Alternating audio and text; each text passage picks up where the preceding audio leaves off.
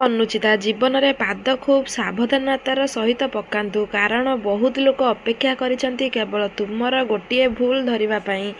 କେମିତି ଅଛି ପଚାରିଦେଲେ କାହାରି ଅବସ୍ଥା ଠିକ୍ ହୋଇଯାଏ ନାହିଁ, କିନ୍ତୁ ହୃଦବୋଧ ହୁଏ ଯେ ଏହି ବାସ୍ତବୀୟ ଜୀବନରେ ନିଜର ବୋଲି କେହି ଅଛନ୍ତି। ଯାହାର ରକ୍ଷା ଈଶ୍ୱର କରନ୍ତି ତାହାର କ୍ଷତି କିଏ କରିବ? ପବନ ଯେଉଁ ଦୀପଶିଖାକୁ ସୁରକ୍ଷିତ ଦେବ ତାକୁ କିଏ ଲିଭାଇ ପାରିବ? ଜୟ ଜଗନ୍ନାଥ। ମନ୍ଦିର ଠାକୁରଙ୍କର ପୂଜା କରିବା ପୂର୍ବରୁ ପ୍ରଥମେ ନିଜ ଘରେ ଥିବା ବାପା ମା'ଙ୍କୁ ପୂଜା କରନ୍ତୁ। ପ୍ରେମ ଲୁଟିଗଲେ ଝଡ଼ିଯିବ, ପ୍ରେମ ନୁହେଁ କେବେ କାଚ ଘର ପରି ଭାଙ୍ଗିଦେଲେ ଭାଙ୍ଗିଯିବ। ପ୍ରେମ ହେଉଛି ଦୁଇ ମନର ମିଳନ, ଜନ୍ମ ଜନ୍ମ ଯାଏଁ ଥିବ, ମରିଗଲେ ପ୍ରେମ ସରିଯିବ। ପରିସ୍ଥିତି ଆଉ ସମୟ କେବେ ବି ବଦଳାଇଯାଏ, କିନ୍ତୁ ସେହି ପ୍ରେମ ଶେଷ ପର୍ଯ୍ୟନ୍ତ ରୁହେ ଯେଉଁ ପ୍ରେମରେ ଭଲ ପାଇବା କେବେ ବଦଳି ନଥାଏ। ଅନ୍ଧକୁ ଦୁନିଆ ଦେଖାଯାଏ ନାହିଁ, କାନ୍ଧକୁ ବି ବିବେକ ଦେଖାଯାଏ ନାହିଁ, ଅହଙ୍କାରୀକୁ ନିଜଠୁ ଶ୍ରେଷ୍ଠ ଦେଖାଯାଏ ନାହିଁ ଏବଂ ସ୍ୱାର୍ଥପରକୁ ନିଜର କୌଣସି ଦୋଷ ଦେଖାଯାଏ ନାହିଁ। ଗୋଟିଏ ସୁନ୍ଦର ହୃଦୟ ହଜାରେ ସୁନ୍ଦର ଚେହେରାକୁ ପଛରେ ପକାଇ ଦେଇପାରେ। ତେଣୁ ଜୀବନରେ ଏମିତି ଲୋକଙ୍କୁ ବାଛନ୍ତୁ ଯେଉଁମାନଙ୍କ ହୃଦୟ ଚେହେରାଠାରୁ ସୁନ୍ଦର ହୋଇଥିବ।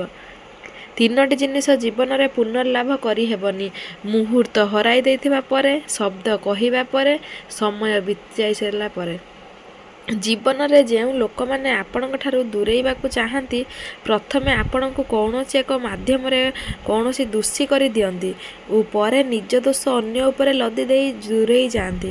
କୌଣସି ମନୁଷ୍ୟର ବର୍ତ୍ତମାନ ଅବସ୍ଥା ଦେଖି ତାହାର ଭବିଷ୍ୟତକୁ ଉପହାସ କରିବା ଠିକ୍ ନୁହେଁ, କାହିଁକିନା ଭବିଷ୍ୟତ ଏପରି ଶକ୍ତି ରହିଛି ଯେ ଗୋଟିଏ ଖୋଲାକୁ ମଧ୍ୟ ସୁନାରେ ପରିଣତ କରିପାରେ। ସୁଖରେ ରହିବାକୁ ଅର୍ଥାତ୍ ପରିସ୍ଥିତି ସହିତ ଖାପ ଖୁଆଇ ଚଳିବାକୁ ଇଚ୍ଛା ନଥିଲେ ବିଦ୍ୟା ଅଧ୍ୟୟନ ତ୍ୟାଗ କରିବାକୁ ହେବ ଓ ବିଦ୍ୟା ଅଧ୍ୟୟନ କରିବାର ଇଚ୍ଛା ଥିଲେ ସୁଖ, ନିଜର ରାଗ ଦୋଷକୁ ବି ପରିମାର୍ଜିତ କରିହେବ। ଶୁଭାଶୀଳ ବ୍ୟକ୍ତି ବିଦ୍ୟା ଅର୍ଜନ କରିପାରେ ନାହିଁ କିମ୍ବା ବିଦ୍ୟାର୍ଥୀମାନେ ବିଦ୍ୟା ଅର୍ଜନ ସୁଖରେ କରିପାରନ୍ତି ନାହିଁ। ସମ୍ପର୍କ ପ୍ରେମ, ବନ୍ଧୁତା ତା ସହ ରଖ ଯିଏ ତୁମର ହସ ପଛର ଦୁଃଖ, ରାଗ ପଛର ପ୍ରେମର କାରଣ ଜାଣିପାରିବ। ଜୀବନ ବଦଳାଇବା ପାଇଁ ଲଢ଼େଇବାକୁ ପଡ଼ିଥାଏ, ସହଜ କରିବା ପାଇଁ ବୁଝେଇବାକୁ ପଡ଼ିଥାଏ। ଯଦି କେହି ଆପଣଙ୍କର ନିନ୍ଦା କରୁଛି, ତାହେଲେ ଏହା ସେ ନିନ୍ଦା କରୁଥିବା ବ୍ୟକ୍ତିର ଚରିତ୍ର ବିଷୟରେ ସୂଚନା ଦେଉଛି, ଆପଣଙ୍କ ବିଷୟରେ ନୁହେଁ।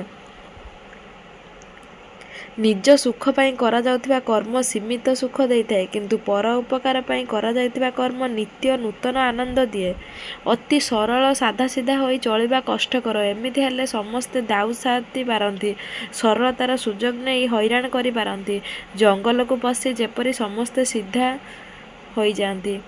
ମହୁମାଛି ଅନେକ ପରିଶ୍ରମ କରି ମହୁ ସଂଗ୍ରହ କରେ, କିନ୍ତୁ ଲୋକ ଆସି ଫେଣା ଭାଙ୍ଗି ମହୁ ନେଇଯାଆନ୍ତି। ସେମିତି ସମ୍ପତ୍ତି ବାଡ଼ି ରଖି ଭୋଗ ନ କରିବା ବା ଦାନ ନ ଦେଲେ, ବହୁ କଷ୍ଟରେ ଧନ ସଞ୍ଚୟ କଲେ ଠିକ୍ ଏହିପରି ଅବସ୍ଥା ହେବ। ମଣିଷ ଜୀବନର କିଛି ମୂଲ୍ୟ ନଥାଏ। ମଣିଷ ଜୀବନ ଦିଆସିଲି କାଠି ଭଳି ହୋଇଥାଏ। ମଣିଷର ସ୍ୱାର୍ଥ ସରିଗଲେ କଳା କାଠି ଭଳି ତୁମକୁ ମଧ୍ୟ ଫିଙ୍ଗିଦେବେ। ଅଳ୍ପ ଜାଣିଥିବା କଥା କେବେ ନ କହିବେ। ଗଣ୍ଡଗୋଳ କାଳେ କେବେ ଆଗୁଆ ନ ହେବେ। ପତି ପତ୍ନୀ କଳହରେ ମଧ୍ୟସ୍ଥ ନ ହେବେ। ଖରସ୍ରୋତା ନଦୀ ଜଳେ କେବେ ନ ପଶିବେ। ଅଜଣା ଲୋକଙ୍କ ହସ୍ତ କେବେ ନ ଖାଇବେ। ବନ୍ଧୁ ପତ୍ନୀ ପ୍ରୀତି ପରିହାସ ନ କରିବେ। କିଣାବିକା ସମୟରେ ତରତର ନ ହେବେ। ଦେବା ନେବା ବେଳେ ଟଙ୍କା ଭଲରେ ଗଣିବେ। ନ ଦେଖିଲା ପରେ ଦ୍ରବ୍ୟ ପାଖେ ନ ରଖିବେ। ପରଦେଶ ସବୁବେଳେ ସାବଧାନ ଥିବେ। ଆଗ ପଛ ନ ବିଚାରି କଥା ନ କହିବେ। ଶାସ୍ତ୍ର କହେ ଦୀର୍ଘକାଳ ଶତ୍ରୁ ନ ରଖିବେ। ସବୁଠାରୁ ବଡ଼ ଆଶ୍ଚର୍ଯ୍ୟ କ'ଣ? ସବୁଠାରୁ ବଡ଼ ଆଶ୍ଚର୍ଯ୍ୟ ଏହା ଯେ ସମସ୍ତ ବ୍ୟକ୍ତି ଜାଣନ୍ତି ମୃତ୍ୟୁ ଜୀବନରେ ଅନ୍ତିମ ସତ୍ୟ, ତଥାପି ସେମାନେ ଭାବନ୍ତି କି କଦାଚତ୍ ତାଙ୍କ ଜୀବନରେ ଅନ୍ତିମ ସତ୍ୟ ମୃତ୍ୟୁ ନୁହେଁ। ପ୍ରଜାମାନଙ୍କର ବଳ ଶାସନକର୍ତ୍ତା, ଯାତ୍ରୀମାନଙ୍କର ବଳ ସାହସ, ପଣ୍ଡିତମାନଙ୍କର ବଳ ବିଦ୍ୟା, କର୍ମ ଲୋକଙ୍କର ବଳ ଧୈର୍ଯ୍ୟ, ଧନୀ ଲୋକର ବଳ ଧନ, ଧାର୍ମିକ ଲୋକର ବଳ ପୁଣ୍ୟ, ମହତ୍ ଲୋକର ବଳ ଚରିତ୍ର, ଛାତ୍ରମାନଙ୍କର ବଳ ଶିଷ୍ଟାଚାର, କ୍ରୋଧର ବଳ କଠୋର ବଚନ, ଖଳମାନଙ୍କର ବଳ ହିଂସା, ପକ୍ଷୀମାନଙ୍କର ବଳ ମିଥ୍ୟା। ଆଉ ସମୟ ମଣିଷର ସର୍ବଶ୍ରେଷ୍ଠ ଗୁରୁ। ଜୀବନ ଆମକୁ ସମୟକୁ ଉପଭୋଗ କରିବା ଶିଖାଏ ଏବଂ ସମୟ ଆମକୁ ଜୀବନର ମୂଲ୍ୟ ବତାଏ। ମରିବା ପରେ କରାଯାଉଥିବା ପ୍ରଶଂସା, ମନରେ ଆଘାତ ଦେବା ପରେ ମଗାଯାଉଥିବା କ୍ଷମା, ଏଇ ଦୁଇଟି କଥାର କୌଣସି ମହତ୍ତ୍ୱ ନଥାଏ। ସିଏ ବୃକ୍ଷ ହେଉ କି ଜୀବନ୍ତୁ, ମନୁଷ୍ୟ ହୁଅନ୍ତୁ, ପ୍ରତ୍ୟେକଙ୍କ ଶରୀରରେ ପରାତ୍ମକ ଅଂଶ ଆତ୍ମା ନିବାସ କରେ। ତେଣୁ ଶରୀରର ଚଳପ୍ରଚଳ ହୁଏ। ଆମେ ସମସ୍ତେ ସେଇ ପରାତ୍ମକ ଅଂଶ। ପୁଣି ଏ ଭେଦଭାବ କ'ଣ ପାଇଁ? ବତିଲେ ନିଶା ତୁ କହୁଡ଼ି ପଡ଼ିଲେ ସ୍ମୃତିରେ ପରଦା ଠେଲି, ଏବେ ବି ବିଶ୍ୱାସ ଫେରିବୁ ତୁ କାଳେ ପାଦ ପାଉଁଜି ତ ଖୋଲି। ମୁଁ ଥିବି ପାଗଳ ଅପେକ୍ଷାରେ ତୋର, ତୁ ମୋ ଛୋଟିକା ପ୍ରିୟ। ଭେଟ ହେଲେ ପୁଣି ଏମିତି କହିବୁ ଛାଡ଼ିବନି କରି ଦୟା। ମୁଁ ଥିବି ପାଗଳ ଦେଇଥିବି କଥା କେବଳ ମୁଁ ତୋର ବୋଲି, ତୁ ଥିବୁ ବାୟାଣୀ ସବୁ କଥା ଶୁଣି ହସୁଥିବୁ ଖାଲି ଖଲି। ମନ ଖୋଲି ହସିବାର ବୟସ ଯଦି ତୁମର ନାହିଁ, କିଏ ହସିଲା ଏଣ୍ଡ କିଏ ଭାସିଲା ତୁମେ ପ୍ରତିବାଦ କରିବାର କାରଣ କ'ଣ ହୋଇଥାଏ? ମୁଁ ତ ଆଖିରେ ଲୁହ ଦେବି ନାହିଁ, କଥା ମୁଁ ଦେଉଛି ସିନା। ତୁ ତମର ସପନ କନିଆ, ମୋତେ ସପନ ଦେଖିବା ମନା। କୁଆଡ଼େ ଗଲୁ ଲୋ ସପନ କନ୍ୟା, ଗୋପନ ପିରତି ଜାଳି। କିଏ ତତେ ଦେଲା ଏତେ ଖୁସି ଆଣି, ମୋତେ ତୁ ଯାଇଛୁ ଭୁଲି।